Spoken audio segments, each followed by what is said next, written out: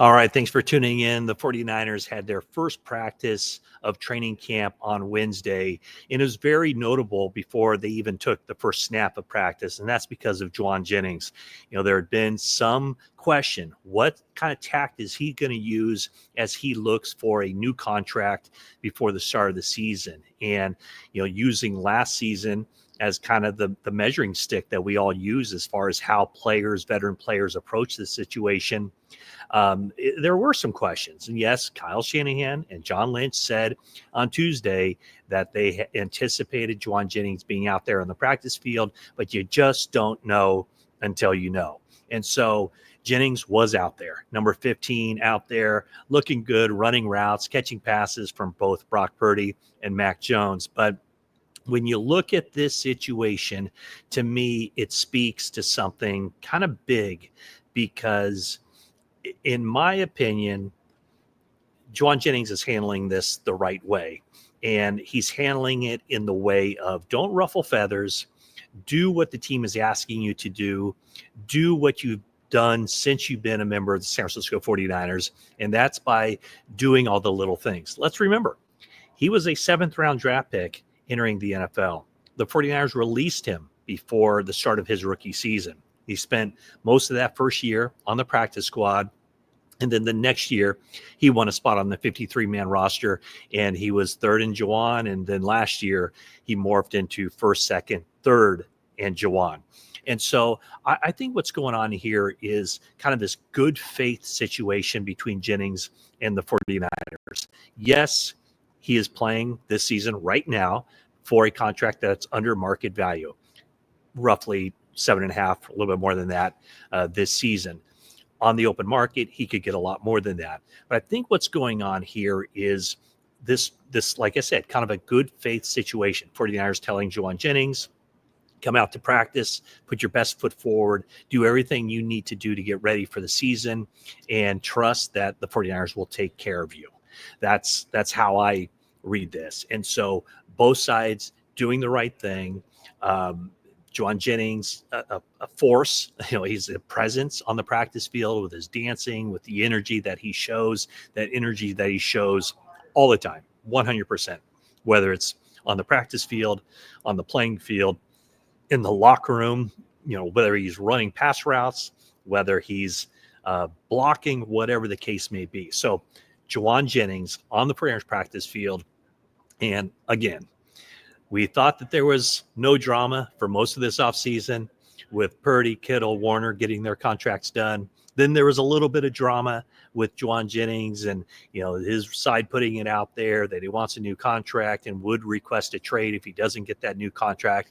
Now it's back to drama-free for the 49ers as they start training camp, a huge departure from what it was a year ago. So what it was a year ago was, of course, Christian McCaffrey not ready to play football because of the tendonitis. It was Trent Williams with the hold out. It was Brandon Ayuk with the hold in. So let's touch briefly on those three individuals. Christian McCaffrey and Trent Williams did not practice on Wednesday. They're in a pitch camp. They have a schedule for how much they practice, how much time on, how much time off. Brandon Ayuk, I didn't see him on Wednesday, but he's rehabbing behind the scenes, going through physical therapy. 49ers are hoping to get him back somewhat early in the season. We'll see where that goes. He's on PUP. He can be removed from that list anytime, but I don't see that happening anytime soon. Another guy who's on PUP is Ricky Pearsall. Now, Pearsall has hit his marks as far as the speed, running, everything else. 49ers just want to make sure that his cardio is where they want it to be. They want to make sure that they don't rush him back and he sustains an aggravation of the hamstring injury that kept him out for some of the offseason program.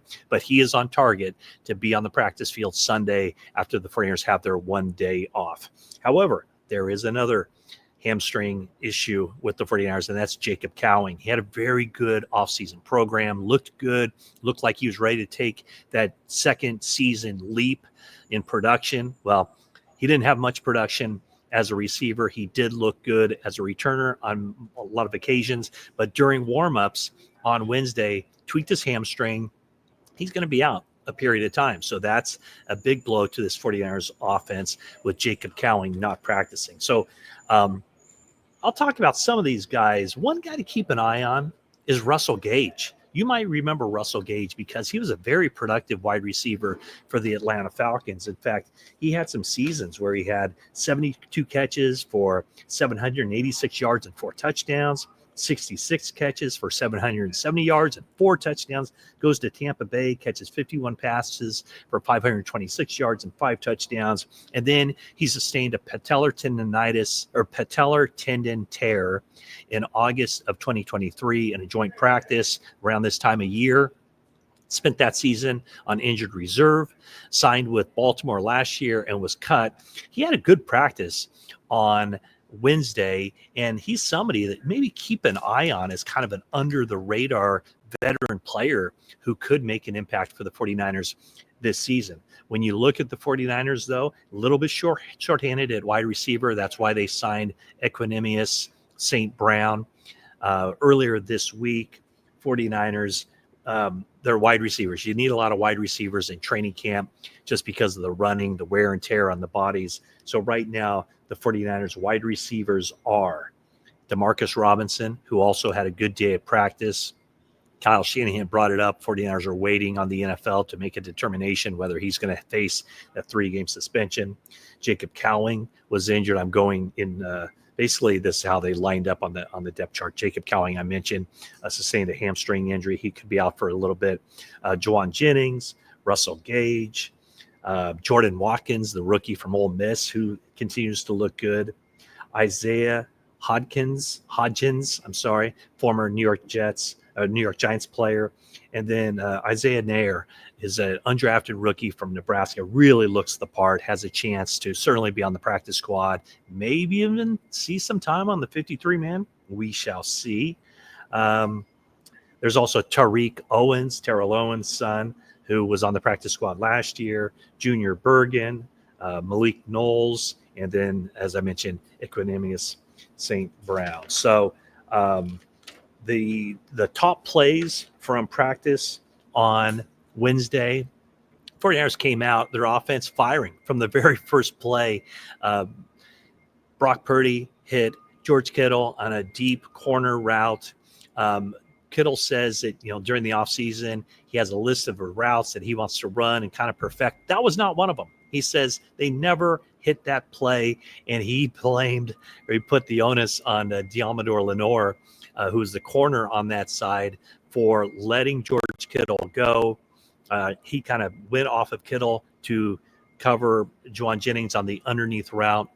Kittle says that play is designed to go to Jennings, but Diamador Lenore's blown assignment allowed Kittle to make that play. So first pass as a $265 million man for Brock Purdy. First pass at training camp, a deep completion to George Kittle. But then after that, a couple of interceptions. And I'm sure, the headlines, the panic, I can sense it around 49er land. Just kidding. But the first pass was a ball that fluttered in the air, a deep pass he tried to get to Demarcus Robinson. Jason Pinnock, who lined up with the first team 49ers defense at safety, along with Jair Brown, who's been cleared off of the ankle injury or ankle cleanup surgery he had in the offseason.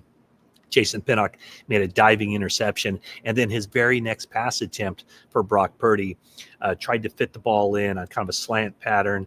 Kyle Shanahan said a little bit too aggressive. That allowed D. Winters to jump that route, get the interception, would have been a pick six. So that's a competition to watch. D. Winters, Nick Martin. D. Winters has made strides.